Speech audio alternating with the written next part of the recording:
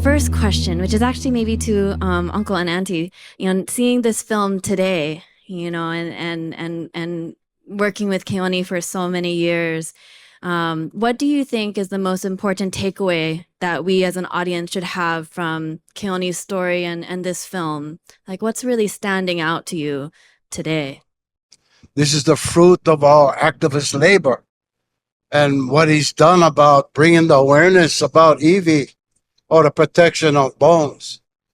I gotta keep talking about my relationship Yes. with Bishop Museum. Well, back in the 80s, it was about 82, 83, they were gonna put rockets on Hawaiian homelands in Kapu. So we occupied the land, stopped people from driving to South Point on Hawaiian homelands.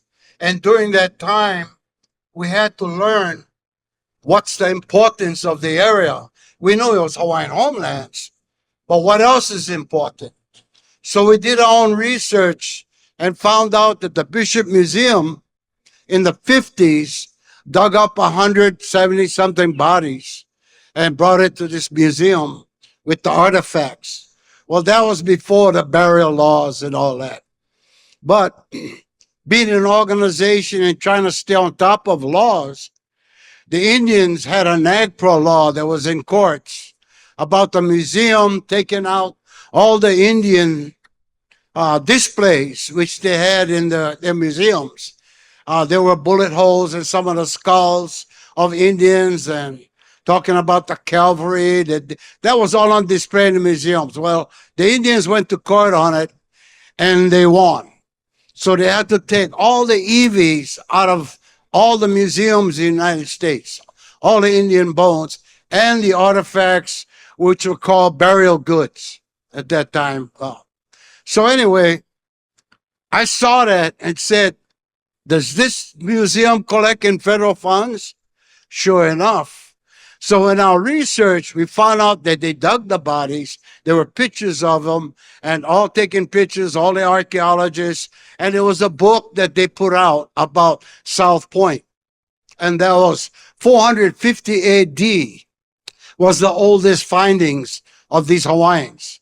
450 AD was the dated that Evie they found. Well, so anyway, when NAGPRA was passed, the American on a grave repatriation, we came here. I came here from Ohana, and I looked for the boss. And at that time, when I came, it was Dr. Sinoro. Dr. Sinoro, and I think another, maybe William Bonk, these are all archaeologists. They got the degree in the diggings of South Point and the historical data, and they look at all the ashes in the fire pits to find out what they were eating and all that. And so they did a lot of research at South Point. Well, we took that book and I came back to see them because I wanted the bones back because they had to give it up because of the federal law. So when I came and approached Dr. Sinoro and told him, just walked in his office and said, hey, I'm from Kapu and I want our bones back because I heard there's federal law and you collect federal funding, so you got to comply. So I want our bones back. And could I see the bones? I'm giving you straight up, man. And he says, well, I said, no, come on. I want to see where the bones are and how you've kept them. We just like see them. And he hesitated a lot because when he got up to show us the bones, they were in 3 garbage bags at the end of the hall. Garbage bags. And I don't know, kind of got all pissed about it and told him we're going to come back and pick up these bones and he better put them back in the order that they took them out. So they all agreed with that. I mean, I think a litigation would have been too much of a problem, and they knew that, and they had all the responsibility to give it back. So when I returned back to pick up the bones, they were all in nice boxes and all numbered the way it was taken out. They did a good job, and I think, I don't know, but it looked okay, better in the garbage bags. So when I came back to pick them up and see where it was at, it was in a 4x4 plywood boxes, and I had a rent-a-car. So I couldn't put those big boxes in a rent-a-car at this museum. And there was guys with a flatbed truck raking up leaves someplace around here. And I went up to them and I told them the scoops of what I'm doing and the EV. Hey, they put those boxes right on the truck, drove right out of here. Like, I don't know if they lost their job or what. Took them all the way down to Aloha Cargo, Aloha Airlines, and the bones came back. So during this time, Duckworth was in charge, and they made a group. And this group consisted of Hawaiian Homes, a representative because Hawaiian Homelands, and then there was museum representative, then they got an OHA representative, and then they got a cultural representative, was Pua Kanakaole at that time. So they had one whole group. I didn't know what they were doing, but this group was supposed to do a big photo op about the first bones coming out of the museum, Bishop Museum, going back to a native group at Hawaiian Homes, which is federal lands too. So more of our rights had to be recognized, federal lands, federal law. So I came back to the meeting and everybody's saying, they introduced me to everybody and said, well, this is what we're going to do. Here's a chant that you got to practice. Here's the things that you got to wrap the bones in. And this is Hawaiian Homes who own the land. And this is OHA who's going to be funding. So I see this big photo op, going on. So I said, oh, yeah, okay, yeah. I flew back to Big Island, talked to the group, the Ohana, and told them what was happening. And they said, hey, just bring them home, bro. We shame to even show the world that we made these kind of mistakes. They're not shame, but we shame. So just bring them home if you can. We don't like deal with the photo ops. So I came back without anybody knowing, and that's when those guys put the bones and I flew them back. So when they flew them back to Ka'u, we already had the puka ready in the sand dune that they took it out. We already did one puka for that because all those evils was going back right away. We didn't want to keep them, store them, or what. We want to put it right back where it came from.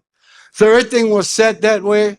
We did it all. We stayed up till the sunrise and put all the Eevee back in, passed all the bones down to the Eevee, set them all up, and they had perfect teeth. All I could see with our light that we used was glowing teeth. And I'm thinking they were smiling back that they came home, Anyway, that's just our thoughts I was thinking.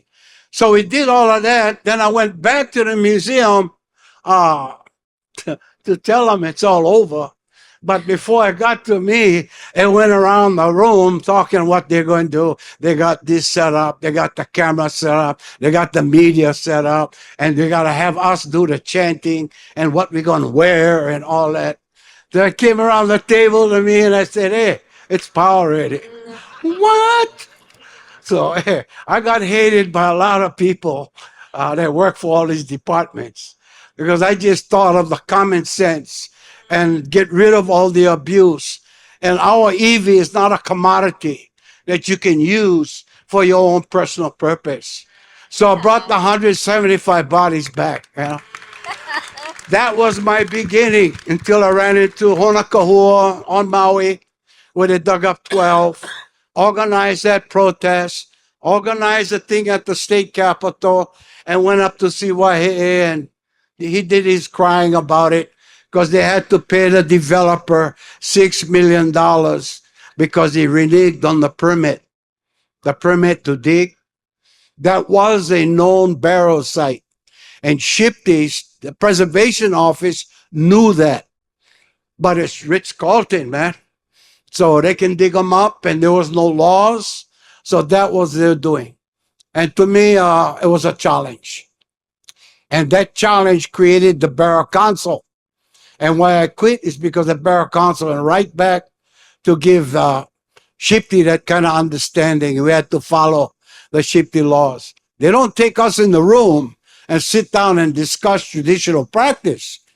We got to comply to the non-traditional understanding because, hey, Hawaiian, this is what we came up with. You got to follow this. And we weren't part of it, man. And it's got a lot of racism in its understanding of it. So I quit the Burial Council. It's still going on, and it's still a failure with the development. We're here. We're right here in Ka'iwi'ula, and knowing that history and knowing that this is coming full circle in a number of ways, it means a lot. It means a lot that you're here and that you're sharing this truth with us.